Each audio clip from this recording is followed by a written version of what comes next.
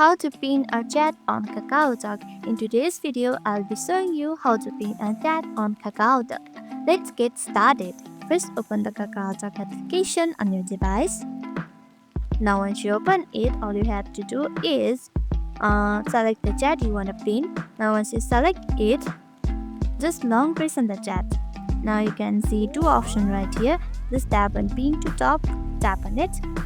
Now you can see your chat has been pinned to the top.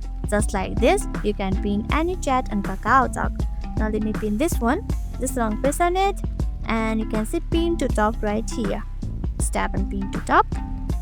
In this way, your chat will be pinned to top.